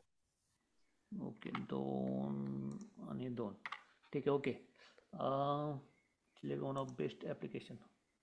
ते जे पाणी जे हे होतं तुमचं जे नळाचं पाणी वेस्टेज वॉटर आहे ते सुशखड्डा केला आहे की परसबाग आहे? परसबाग आहे. परसबाग आहे. ठीक आहे. ओके. ते दोन्ही म्हणजे जे काय म्हणूया आपण ड्रिंकिंग वॉटर आणि जे टॅब वगैरे आहेत तिथं जवळच परसबाग आहे ना? हा, शेजारीच आहे. येस. ते सिलेक्ट करून आपण सेव्ह करूया. याच्या अगोदर केंद्र शासनाच्या वतीने तुमचा स्वच्छ शाळा सुंदर शाळा असा कुठला पुरस्कार तुम्हाला मिळाला होता का? नाही नाही. नाही. ओके. इथं नो म्हटलं. जर मिळाला असेल काही शाळांना मिळाला सुद्धा असू शकतो. मिळाला असेल तर नाही. येस करायचं, नसेल तर नाही म्हणायचं आणि सेव्ह अँड नेक्स्ट म्हणायचं. आणि पुन्हा 1-2 प्रश्न येतात की has a school developed and implemented a Swachhata action plan. शक्यतो काय झालं माहिती आहे का, स्वच्छता ॲक्शन प्लॅन आपल्या प्रत्येक शाळेचा असतोच, फक्त तो लिखित स्वरूपाचा नाही आहे. त्यामुळे तो लिखित स्वरूपाचा तुम्ही ठेवा, त्याला SAP म्हणतात. आणि तिथं एस हाचा ऑप्शन निवडा, कारण की त्याच्याशिवाय हे होणार नाही. त्यानंतर SOPs म्हणून आहेत बघा दुसरा प्रश्न, त्याला पण येस म्हणा आणि तो सबमिट करा. सबमिट केल्यानंतर तुमचं रजिस्ट्रेशन सक्सेस झालं हा तुम्हाला मेसेज येईल. आणि ते झाल्यानंतर तुम्ही ओके म्हटलात की मॅडमने जे मगाशी 6 मुद्दे दिले होते तुम्हाला बघा, ते 6 मुद्दे तुमच्या समोर ओपन होतील. पहिला आहे बघा वॉटर, नंतर टॉयलेट, नंतर हँडवॉशिंग विथ सोप, नंतर operation and maintenance, behaviours change and capacity building आणि मिशन लाईफ ॲक्टिव्हिटीज. जे मगाशी मॅडमने सांगितले होते ना ते सगळेत. एकूण 60 प्रश्न जे आहेत ना ते पहिल्या मुद्द्यामध्ये बघा 9 प्रश्न आहेत, दुसऱ्यामध्ये 21 प्रश्न आहेत, म्हणजे 10 ते 21 प्रश्न आहेत, नंतर 22 ते 27, 28 ते 40, 41 ते 49 आणि 50 ते 60 असे आहेत. तर एक एक आपण फक्त हे करूया, चेक करूया. इथे असा प्रश्न ओपन होतात. इथे वरती बघा 1 2 3 4 5 6 7 8 आणि 9 प्रश्न आहेत. हे असे ओपन होतात. त्याला तुम्हाला फक्त काय करायचं, प्रश्न वाचायचा आहे. जर तुम्हाला समजा इंग्रजीमध्ये एखादा शब्दच हे झाला, काही प्रॉब्लेम आलाच तो शब्द हे करताना समजून घेताना, तर ट्रान्सलेटरला तुम्ही थेट तिथून कॉपी पेस्ट करून जाऊ शकता. ट्रान्सलेटमध्ये जाऊन ते मराठीमध्ये ट्रान्सलेट करा, ते सगळं वाचून घ्या आणि वाचून घेतल्यानंतर मग त्या प्रश्नाचा सिलेक्ट करा आणि सेव्ह म्हणून नेक्स्ट स्टेप करू शकता. अकबर मुलानी सर रेज हँड केला आहे. ठीक आहे, तुम्हाला मी हे करतो, एकच मिनटं सर.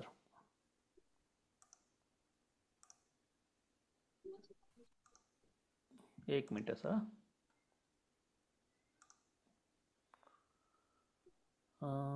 ओके सर, तुम्ही माईक चालू करून बोलू शकाल. मुलानी सर. Hello sir. हां ऐका येते सर? हां येते बोला ना. हा, इथे इंग्रजीत जे प्रश्न आलेत का नाही हां त्याची भाषा आपल्याला वर बदला येते बघा सर. हां हां हां. तर वर इंग्लिश लिहिले तिथं हिंदी एक ऑप्शन येतो. काय झाले माझे जो झूमचं जो हे आहे ना त्याच्यामुळे ते झाकलं गेले, त्यामुळे त्याच्याकडे माझं लक्ष नाही गेलं. इथं इंग्लिश एक नाही येस तिथं येस येस हिंदीमध्ये. आहे. इथे बघा ठीक आहे, इंग्लिशच्या ती तिथे सर. हिंदी पण आहे. मग येस, हिंदी केलं का नाही की ते सगळे प्रश्न हिंदीत येतात. हिंदीमध्ये पण येतील. येस थँक्यू सर हा मदत हा, केल्याबद्दल. म्हणजे ते आपल्याला हे करता येणार नाही बघा. आता ते पुन्हा हिंदीत येईल सगळं. येस आलं. बरं. थँक्यू सर, मुलांनी सर थँक्यू. ओके. हा. आता तर खूप सोपं झालं, सरांनी खूप छान मदत केली.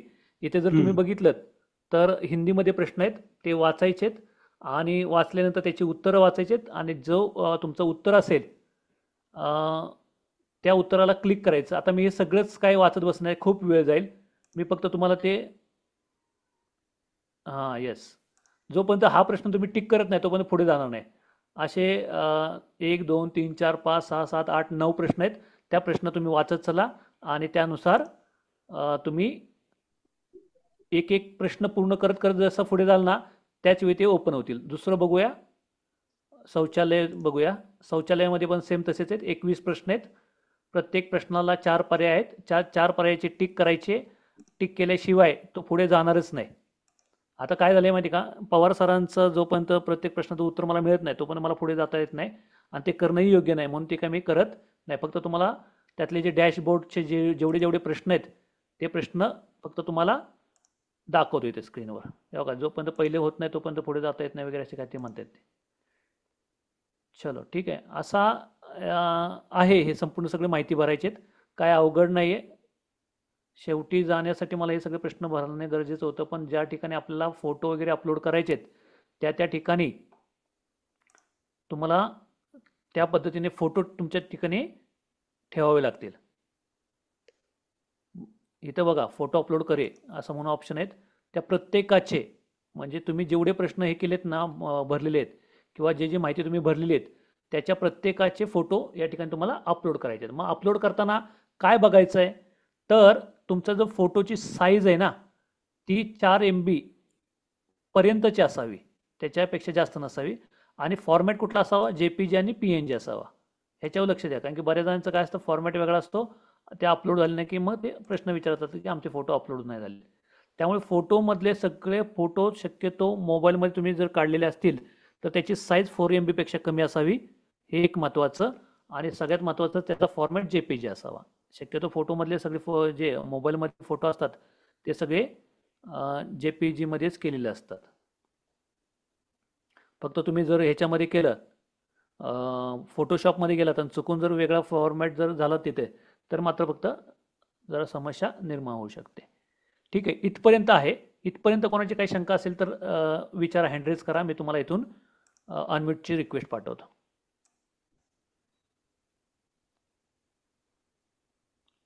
पवार सर, डेमोमध्ये तुमचं रजिस्ट्रेशन झालेलं आहे शाळेचं. जर तुम्हाला कोणी विचारलं की रजिस्ट्रेशन झालंय का, तर सांगा झालेलं आहे म्हणून. ओके ओके, हां चालेल. ओके, कोणाला काय प्रश्न आहे का?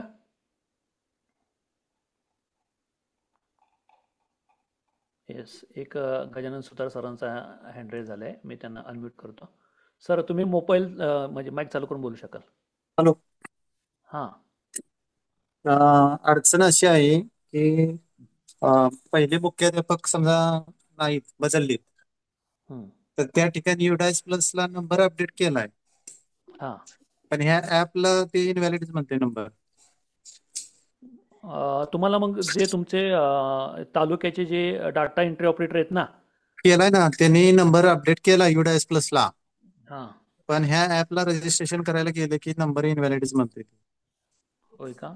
थोडंसं बघूया आपण मी त्याच्यावर काय 2 करता येतं. दिवसापूर्वी हे ऍप रजिस्ट्रेशन केलं. हां, दुसऱ्या एका शिक्षकांचं झालं, दुसऱ्या शाळेचं. हां, पण माझं करायला गेलं की आमचा मुख्याध्यापक रिटायर झाल्यामुळं माझा नंबर मी अपडेट पण करून घेतलाय, परंतु तो तिथे इनव्हॅलिड होते. हां, म्हणजे लिंकिंग झालं नसेल असं थोडी समस्या असू हा, शकते. बघूया आपण त्यासाठी त्याच्याबद्दल. काय करावं लागेल? येस येस, त्याच्यासाठी काय माहिती का, आपले नोडल अधिकारी आहेत तिन्ही विभागाचे, ते तुम्हाला मदत करतीलच. प्लस तशी समस्या ते पुढे जिल्ह्याला राज्याला पण मांडतील.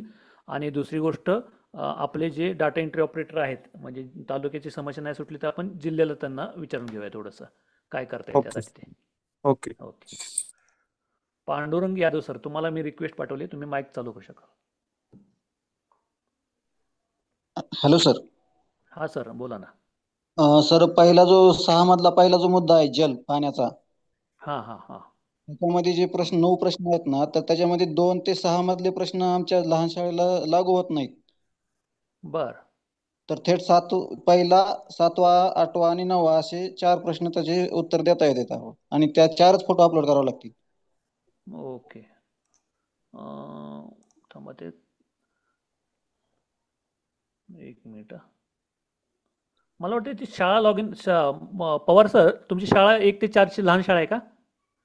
हा, मी जर काय करतो टिक करून घेतो फक्त, बघूया पुढे काय होतंय, की तुम्हाला तो लागू होतोय की नाही लागू होतोय. नंतर तुम्ही बदला मी मात्र, जरा बोलू का नंतर बदला. सर? हा शिंदे सर, हा हे बघा, फ्रिक्वेंटली आस्क्ड क्वेश्चन म्हणून वेबसाईटवर एक ऑप्शन येतोय. त्याच्यामध्ये सगळ्या प्रश्नांची त्याच्यात शंका समाधान दिलेलं आहे. प्रत्येक प्रश्न आणि त्याला काय करता येते, कसं त्याच्यानुसार जायचं, हे त्याच्यात फ्रिक्वेंटली आस्क्ड क्वेश्चन म्हणून कुठेतरी ऑप्शन येतोय. ते थोडस तुम्ही ओपन करा आणि त्यांना सांगता आलं तर बघा तसं. ओके. नाही, मी आता काय करतो, ज्या जातो पुढे पुढे शाळांना जातो लागू जरा. असतील तेच प्रश्न येतील सर, बाकीचे त्यांना दाखवणार नाहीत. येस. हां, बघा आता मी काय झालं माहिती का, दाखवतो तुम्हाला, म्हणजे काय झालं ते पण सांगतो तुम्हाला. अधिकांश छात्र पेयजल को किस प्रकार संग्रहित और उपयोग करते हैं. पेयजल के भंडारण को यह व्यवस्था नहीं है, ढक्कन और कलश नल लगे जल भंडारण टँक है. ओके. किती सर म्हटला तुम्ही नंबर? 2 पासून 6 पर्यंत. लागू होत आहेत, 7-8 लागूचे होत नाहीत का? नाही 2 ते 6 लागू होत नाहीत, 7, 8, 9 लागू होते असं आहे. कितव्या ह्याचं म्हटलं तुम्ही, कितव्या नंबर वॉटरचं ना? हा, वॉटरचं सर. नाही पण सर, इथं तर म्हणजे स्पष्ट म्हटलंयच की तुम्ही बघा, एक मध्ये काय म्हटलंय की तुमच्याकडे काय सुविधा आहेत का. हा, तर आपण नल द्वारा जल आपूर्ती, तुमच्याकडे नळ आहेत ना? हो, एक आहे. नाही असू द्या ना, एक का असं पण आहे ना. हो, काय उपलब्ध नाही म्हटलं ना की पुढचे कुठलेच प्रश्न ओपन होत नाहीत. 6 पर्यंत. हॅलो. हा, हॅलो सर. हा बोला ना. 6 प्रश्न क्रमांक 6 पर्यंत ओपन होत नाहीत, 7, 8, 9 ओपन होत असं. हे बघा, पहिल्या प्रश्नाचा तर तुम्हाला 100% नळद्वारा जल आपूर्ती हा तुम्हाला तो करावाच लागणार, बरोबर आहे.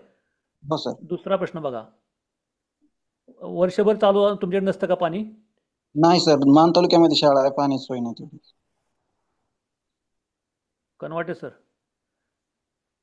ते लागू नाही म्हणलं त्यामुळे येत नसेल पुढं, पण आपल्याला शाळेत तर पाणी द्यावंच लागणार सर, असं कसं म्हणता येईल. तसं नाही सर, दुष्काळी भाग जरी असला, नळाला येत नसेल तरी कुठून तरी व्यवस्था करावंच लागणार ना, शालेय पोषणाहार शिजवण्यासाठी वगैरे. हो, मग ते आता मग जे आपल्याला आपण नाही कसं म्हणता येईल, पाणीच उपलब्ध नाही म्हणता येणार नाही ना. पाणी उपलब्ध आहे म्हणजे कळशी वगैरे आपण आणतो, तर त्याचा ऑप्शन नाही ना, असं म्हणायचं मला. आपण जे पाणी साठवून वापरतो ना. मग इथं दुसऱ्या प्रश्नात म्हणले की कमीत कमी 1.5 लिटर पाणी तुम्ही देऊ शकता का असं दररोज मुलांना, मग तुम्ही दुसऱ्या साधनांमधून उपलब्ध करून देऊ शकता ना, हा, नळाला येत नसेल तर. बरं, मग त्याला हो म्हणायचं. ठीक. थोडं हे पण बघा, सगळ्यांनी जरा थोडंसं काय करा माहिती का, तुमचा जो प्रश्न ओपन होतोय का नाही, त्या हो, प्रश्नाच्या जे पर्याय दिलेत ना त्याच्या शेजारीच प्रश्न दिशानिर्देश म्हणून दिले बघा. त्या दिशानिर्देशमध्ये स्पष्ट सांगितलंय, तुम्ही जर असं केलं तर असं होईल, तसं केलं तर तसं होईल. म्हणजे तुम्हाला प्रश्न सिलेक्ट करताना खूप सोपं जाणार आहे बघा. इथे मी त्याला हायलाईट केले बघा, ते ब्ल्यूमध्ये. प्रत्येक प्रश्नाला नेमकं तुम्हाला काय करायचं आहे ना, ते सगळं तिथं दिलेलं आहे. म्हणजे ह्या ठीक आहे. प्रश्नासाठी तुम्ही काय करू शकता, त्या प्रश्नासाठी काय करू शकता. जर तुम्ही समजा इथं नाही म्हटलं तर मग पुढचे प्रश्न ओपनच होणार नाहीत, असं स्पष्ट तिथं दिलंय बघा त्यांनी. मी जर कोई उपचार नाही म्हटलं तर बघा तिथं पुढे बघा काय होते, 5 नंबरला आहे बघा, प्रश्न दिशा इस प्रश्न के लिए कोई दिशानिर्देश नाहीये. कारण की मी काय म्हटलं होतं, 4 नंबरला नाही. म्हटलं होतं की माझ्याकडे उपलब्धच नाहीये. हो, ठीक आहे. प्रत्येकाचं दिले, त्यामुळे तुम्हाला ते अवघड नाही. तुम्ही तालुक्याला सांगताना काय करा माहिती, तुम्ही एकतर स्वतः जास्त ह्याचं जरा स्वतः शाळेचं रजिस्ट्रेशन करून, 2-3 शाळेचं रजिस्ट्रेशन करून तुम्ही सगळं पहिल्यांदा माहिती भरा, आणि मग तुम्हाला एक क्ल्यू इथं काय ना काहीतरी सापडत राहील. मग तो सापडला की तुम्ही इतरांना पण सांगू शकता. 1-2-3 हँडरेज आहेत, ते पण आपण जरा बघूया काय. ठीक आहे. थँक्यू. येस, पवार मॅडम, तुम्हाला मी अनम्यूटचा रिक्वेस्ट पाठवलाय. हा, बोलतेय. हां, तुमची जी वेबसाईट आहे ती पुन्हा एकदा सांगाल का सर व्यवस्थित? त्याची लिंक सांगतो तरी. ठीक आहे, हे बघा इथे बघा, इथे जो बघा तुम्हाला ब्ल्यू मध्ये थोडंसं दिसत असेल तर दिसत नाही म्हणून सांगते. स्मॉल घ्यायचं ना. व्हॉट्सअपच्या ग्रुपवर तुम्हाला लिंक दिली जाईल, ते पीपीटी दिल्या जातील आणि ऍपचं लिंक पण दिली जाईल. कुणाला ज्याला शक्य आहे त्यांनी वेबसाईटहून भरा, आणि त्यापेक्षा ऍप आहे त्याचं ऍप म्हणजे युजर फ्रेंडली आहे, ते वापरायला सोपं आहे. ऍपच्या माध्यमातून भरलं तर अधिक योग्य होईल. युजर प्ले स्टोरला फ्रेंडली. उपलब्ध आहे. हा, म्हणजे वापरकर्त्याला सुलभ आहे ते. बरं बरं बरं. प्ले त्याच्या स्टोअरला मॅडम उपलब्ध आहे. हां थँक्यू. मॅडमने मगाशी त्याचं बघा हे दाखवलं होतं तुम्हाला, म्हणजे डेमो देतानाच आहे ना त्या ॲपचं लिंक हे दाखवलं होतं. तेव्हा मी जॉईन होऊ शकले नाही ना. हां येस येस येस, इथे आहे बघा तुम्हाला ते ॲपची लिंक वगैरे ना ती इथं हां. दिलेली आहे. आणि सगळ्यात महत्त्वाचं ते कसं इन्स्टॉल करायचं. बरं बरं. हां इथे स्क्रीनवर तुम्हाला आता दिसत असेल बघा, इथं बघा बरं ठीक आहे, करते मी. प्ले स्टोअरवर गेलात ना की इन्स्टॉल म्हणायचं आहे.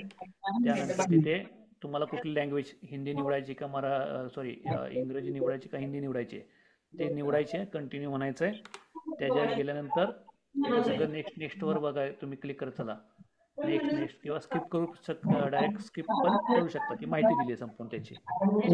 त्यानंतर तुमचा जो रोल आहे तो रोल निवडायचा आहे. शक्यतो सगळे आता स्कूल असतील. इव्हॅल्युएटर आहेत ना मूल्यमापन करणारे, ते वेगळे असतील. आपला रोल सध्या स्कूलचा आहे. तो केल्यानंतर तुमचा UDIS नंबर टाकायचा आहे, OTP टाकायचा आहे. इथे तुम्हाला स्क्रीनवर दिसते बघा, UDIS नंबर टाकायचा आहे, OTP टाकायचा आहे, कंटिन्यू म्हणायचं आहे. ते म्हटल्यानंतर तुम्हाला तो तुमचा मगाशासारखा आपण जसा मोबाईल नंबर दिला होता सेम तसाच मोबाईल नंबर इथे टाकायचा आहे आणि कंटिन्यू म्हणायचं आहे. मग तो OTP येईल आपल्या मोबाईल नंबरला, जो रजिस्टर मोबाईल UDISला असेल ना त्या नंबरला OTP येईल. तो OTP याच्यामध्ये टाकायचा आहे. OTP टाकलात की तुम्ही तुमचं जे शाळेचं डॅशबोर्ड आहे, शाळेच्या ज्या सगळं म्हणजे प्रिन्सिपल कोण आहे, त्यानंतर सगळं भरायचं डॅशबोर्ड. नाही भरायचं नाही, ऑलरेडी आहे तिथं. तुम्हाला फक्त सिलेक्ट करायचं आहे. दाखवतो एक मिनिट थांबा, माझ्याकडून हे झालंय. ती प्रोसेस सगळी कळाली, मी आतापर्यंत केली, कंटिन्यू लिहिली. कॅप्चा वगैरे टाकायचं आहे ते सगळं. तशीच आहे ना प्रोसेस पूर्ण? हां येस येस, त्या पद्धतीने बघा इथे सगळे मुख्याध्यापकांचं नाव, सगळं सगळं सगळं डिटेल्स येतं. ते केल्यानंतर ते 2 प्रश्न जे मगाशी मी तुम्हाला सांगितले होते ना, तुमचं एका शिफ्टमध्ये भरती की अनेक शिफ्टमध्ये भरती वगैरे वगैरे, प्रीमायसेसचं वगैरे, किंवा तुमचा रोल काय आहे मुख्याध्यापक म्हणून, तर तो भरायचा आहे. आणि नंतर मग पासवर्ड क्रिएट करायचा आहे. मोबाईलमध्ये पण पासवर्ड क्रिएट करायचा आहे. दोन वेळा, एकदा कन्फर्मेशन करायचं आहे, एकदा पासवर्ड क्रिएट करायचा आहे. आणि ते झाल्यानंतर तुम्हाला मग पुन्हा एकदा तुमच्या साइन इनवर जायचं आहे. साइन इनवर UDIS टाकायचं आहे, पासवर्ड टाकायचा आहे, कॅप्चा टाकायचा आहे, साइन इन करायचं आहे. ते केल्यानंतर मग ते जे तुमचे प्रोफाईल आहे तुमच्या शाळेची, की पट किती आहे, त्यातले मुले किती आहेत, मुली किती आहेत, त्यानंतर टीचर स्टाफ किती आहे, वॉटर पॉईंट किती आहेत, ते सगळे डिटेल्स त्याच्यामध्ये टाकायचं आहे. नेक्स्ट म्हणायचं आहे. ते म्हटल्यानंतर तुम्हाला ते स्वच्छ भारतच्या संदर्भातलं तुम्हाला काय हे म्हणजे त्या पद्धतीने तुम्ही करता का, SAP SOP वगैरे ते करता का ते विचारतील, किंवा प्रमाणपत्र तुम्हाला आतापर्यंत मिळालेत का ते विचारतील. ते तुम्ही सेव्ह आणि सबमिट केलं की तुमचं रजिस्ट्रेशन पूर्ण होऊन जाईल. तुम्हाला असा मेसेज येईल बघा रजिस्ट्रेशनचा. हे झालं की मग तुमचे जे 6 मुद्दे आहेत आणि त्याचे प्रश्न आहेत ना, ते प्रश्न सगळे तुमच्या मोबाईलमध्ये सुद्धा ओपन होतील. ते सिलेक्ट करायचे आणि नेक्स्ट नेक्स्ट म्हणायचे. ठीक आहे, ओके, थँक्यू. आता काही इतर सूचना ज्या असतील ते सन्माननीय कदम मॅडम आणि सन्माननीय कनवटे सर हे करतील. हनुमंत जयकर, ठीक आहे सर. तुम्हाला अनम्यूटची रिक्वेस्ट पाठवली, तुम्ही माईक चालू करून बोलू शकाल. नमस्कार सर. नमस्कार सर. आपण आता हे शाळा स्तरावर मूल्यांकन करतोय. आता ते मान शाळेतल्या सरांनी, मान तालुक्यातल्या सरांनी एक मुद्दा उपस्थित केले होते. त्याच्यामध्ये आपण हो म्हणून दाखवलं. आणि जर ते आता ह्याचं पुनर्मूल्यांकन होणार आहे ना? बरोबर, पुनर्मूल्यांकन होणार आहे. पुनर्मूल्यांकनच्या वेळेस मग हे आपल्याला शाळेत तिथं दाखवावं लागेल ना, मग तुम्ही काय काय पूर्तता केलेलं आहे ते. मग त्यावेळेस तिथं उपस्थित आपल्याकडे नाहीच, अवेलेबल नाहीये. मग त्यावेळेस आपल्याकडे ते दाखवताच येणार नाही ना. बरोबर. सर, हो बोलतो सर.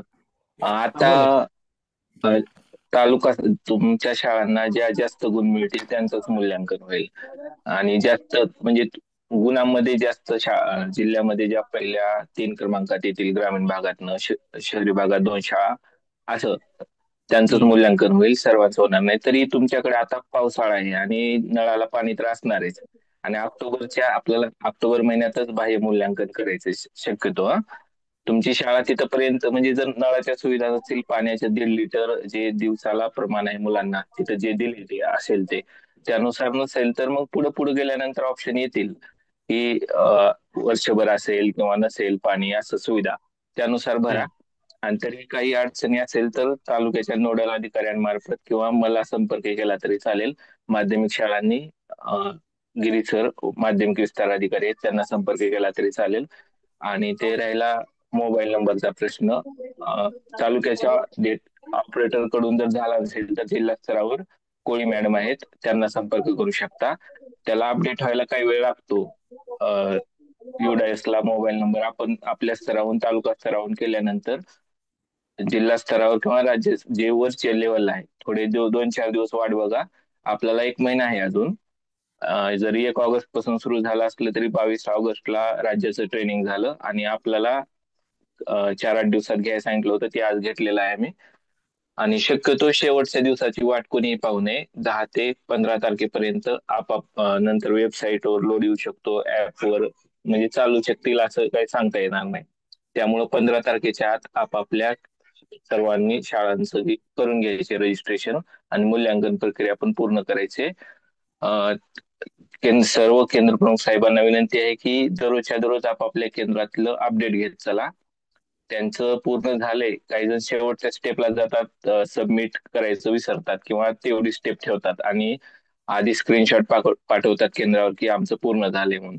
त्यामुळं केंद्रातील तंत्रज्ञ शिक्षकांनी पण खात्री करायची की त्यांचं शेवटची स्टेप सुद्धा पूर्ण झालेली आहे. आणि दररोजच्या दररोज आढावा घ्या. एक 10 ते 15 तारखेपर्यंत आपलं पूर्ण करून घ्यायचंय. कारण आता जे जिल्ह्याचे रिपोर्ट राज्याचे रिपोर्ट येतात त्यावरून आम्ही जिल्ह्याचा रिपोर्ट काढून टाकतो. एक्सेल फाईल दररोजच्या दररोज आम्ही पाठवणार आहे तालुक्याच्या ग्रुपवर. त्यात तुम्हाला तुमची शाळा कुठल्या ह्याच्यावर आहे, सुरुवात झाली आहे, नोंदणी पूर्ण केली, आजचा रिपोर्ट पण पाठवलेला आहे आम्ही. तर फक्त 438 काहीतरी शाळांनी सुरुवात केली आहे, त्यापैकी 35 शाळा पूर्ण झालेल्या आहेत. ज्यांनी पूर्ण केलंय त्यांचं अभिनंदन, पण बाकीच्या शाळांनी पण फक्त गडबड करू नका. पुरावे फोटो जे आहेत ते व्यवस्थित अपलोड करा. मराठीत म्हणजे तिथं मराठी भाषा येत नाही, हिंदी आणि इंग्रजी 2च आहेत. इंग्रजीत समजत नसेल तर हिंदीत ट्रान्सलेशन करून ते वाचू शकता. त्यानंतर आपले माध्यमिकचे गिरी सर काही मार्गदर्शन करतील. गिरी साहेब.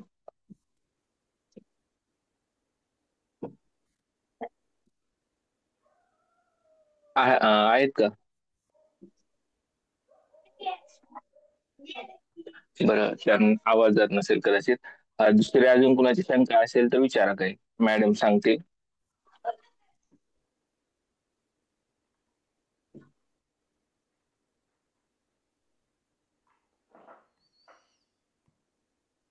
हँडरेज करा, कोणाला काही शंका असेल तर हँडरेज करा, म्हणजे आपल्याला त्याच्यावर सोल्युशन काढता येईल.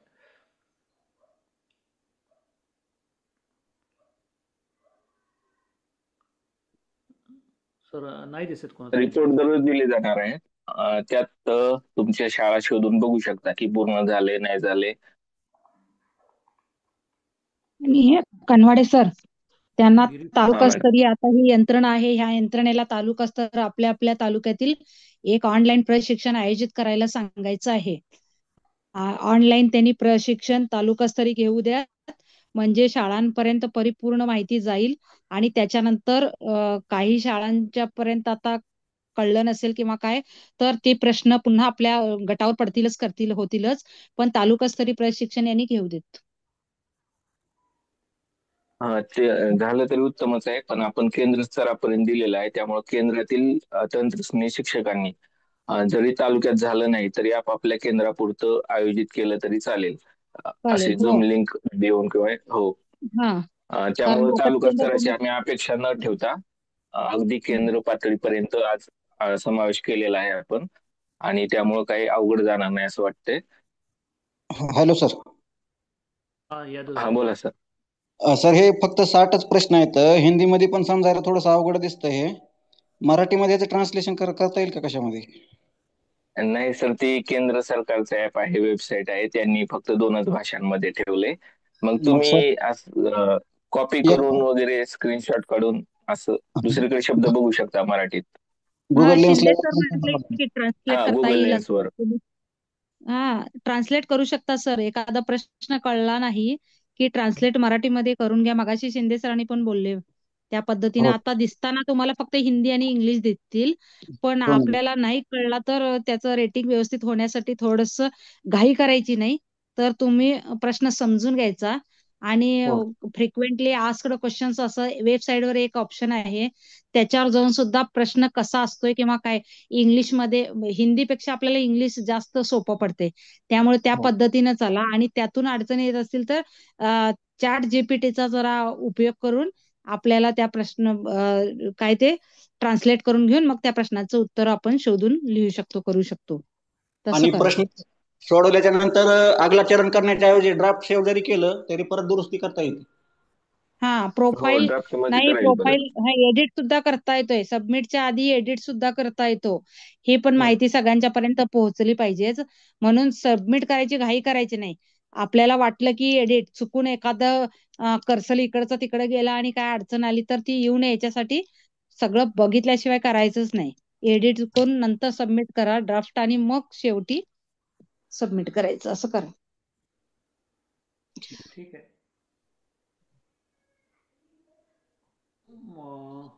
कोण आता ॲड्रेस केला होता? स्वामी सर, तुम्हाला अनम्यूटची रिक्वेस्ट पाठवली, तुम्ही हे करू शकता. स्वामी सर, विठ्ठल स्वामी सर.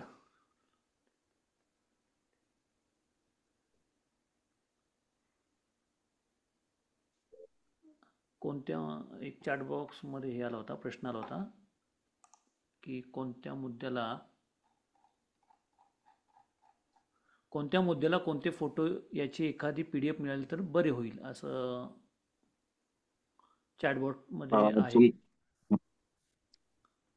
युट्यूबला व्हिडिओ पण आहेत भरपूर. त्यासाठी तुम्हाला जरी आता शिंदे सरांनी अगदी व्यवस्थित मार्गदर्शन केले, कुणाला अडचण येणारच नाही. पण तुम्हाला जे फोटो PDF वाटते ते युट्यूबला असे असंख्य व्हिडिओ उपलब्ध आहेत स्वच्छ विद्यालय पुरस्काराचे, ते पहा 1-2 वेळा. आणि त्यानंतर भरलं तरी मराठीत पण सांगितलंय तिथं कसे कुठं कोणते फोटो वापरायचे कोणते. आणि त्या अगोदर शक्यतो मोबाईल ऍपहून भरलेलं सोपं पडेल, कारण फोटो आपल्या मोबाईल मध्येच असतात. तुम्ही वेबसाईटहून भरण्यासाठी पुन्हा लॅपटॉपला फोटो घेणं वगैरे पुन्हा अपलोड करणं, त्यासाठी एक फोल्डर बनवा मोबाईल मध्ये आणि त्यामध्ये सगळे हे मुद्देनिहाय फोटो अपलोड किंवा मूव कॉपी करून त्यानुसार भरता येईल.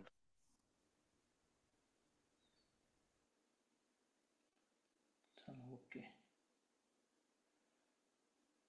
अजून एक PDF डाउनलोड करायचं आहे प्रत्येकाने. आपण कुठले ऑप्शन दिले, काय दिले ते डाउनलोड करून घ्यायचं आहे PDF आणि मग शेवटी सबमिट करा. असं करायचंय सर्वांनी. म्हणजे आपल्याकडे ही माहिती राहते. डाउनलोड केली आणि त्याची प्रिंट काढली तरी आपल्याला सगळं माहिती राहते ही. त्यामुळं ते करता येते. ऍपचे नाव विचारले तर SHVR ह्या नावानीच ऍप आहे आणि हिरव्या रंगात दिसतं ते. हिरव्या रंगात लगेच ओळखता येतं. एक चार्ट मध्ये एक प्रश्न आला होता, ऍप कसं ओळखायचं किंवा काय कुठला ऍप. SHVR असं म्हणून टाईप केलं का लगेचच आपल्याला ऍप दिसतो त्यात.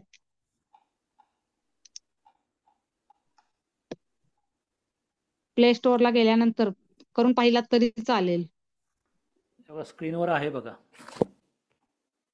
तुमच्या स्क्रीनवर आहे आता सध्या बघा, ते हिरव्या रंगाचं बघा. SHVR NCERT म्हणून आहे.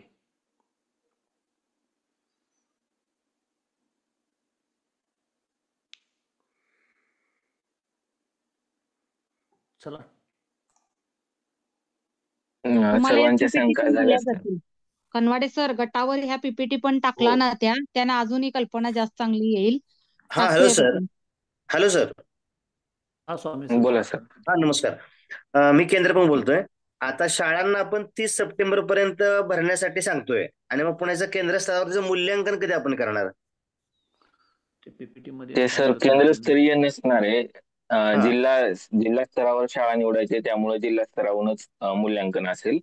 अच्छा, म्हणजे गेल्या वर्षी केंद्र कसं स्तर आपण किंवा तालुका स्तरावर अच्छा अच्छा. स्वच्छ सुंदर शाळांचं हो. आपण गेल्या वर्षी केंद्र स्तरावर केलं, पुन्हा तालुक्यावर त्या स्तरावर केलं. आता असं यावेळेला नाही मग. हा नसेल केंद्रस्तरीय नाही, फक्त आपण जिल्ह्यावरच नंबर काढायचे आहेत ना, त्यामुळं अच्छा. केंद्रावर तालुक्यावर नसणार आहे. ओके आणि जर ओके. तसं काय असेल तरी कळवलं जाईल तुम्हाला. हा म्हणजे कसं होईल राज्यस्तरावरून कारण जर सूचना आल्या तर हम्म आपण त्या कळवूच. नाही, आपण कसं 30 तारखेपर्यंत शाळांनाच भरायला देतोय. होय त्यामुळे होय पुन्हा होय.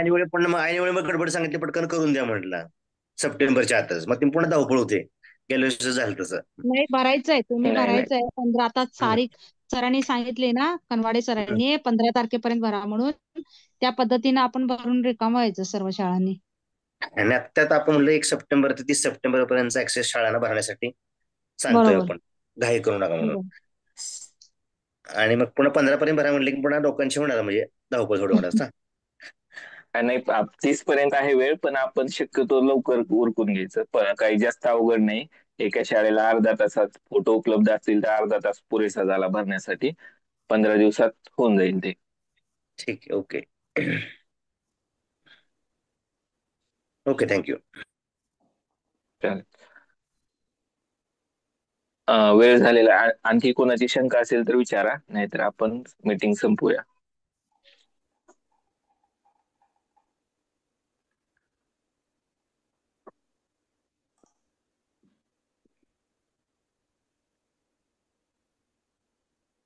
आजच्या झालेल्या स्वच्छ व हरित विद्यालय जिल्हास्तरीय मीटिंगला आदरणीय अधिव्याख्याता विद्या कदम मॅडम, डायट फलटण यांनी अतिशय बहुमोल मार्गदर्शन केले. त्यानंतर किरण शिंदे सर यांनी पीपीटीद्वारे आणि लाईव्ह डेमोद्वारे सर्वांना यथोचित व्यवस्थित मार्गदर्शन केलं. त्यातून आपल्या सर्वांच्या शंकांचं निरसन झालेलं आहे. आता दिलेल्या सूचनांप्रमाणे या पुढे पण व्हॉट्सअपवर सूचना देण्यात येतील. त्याप्रमाणे आपण लवकरात लवकर हे मूल्यांकन प्रक्रिया पूर्ण करून घ्यावी. आजच्या बैठकीला आदरणीय गट शिक्षण अधिकारी साहेब, त्यानंतर तालुका नोडल अधिकारी, विस्तार अधिकारी, केंद्र प्रमुख आणि विषय साधन व्यक्ती तसेच तंत्रज्ञ शिक्षक उपस्थित राहिले. त्याबद्दल मी शिक्षण विभाग, जिल्हा परिषद सातारा यांच्या वतीने आपले सर्वांचे आभार मानतो आणि आजची मीटिंग संपली. धन्यवाद.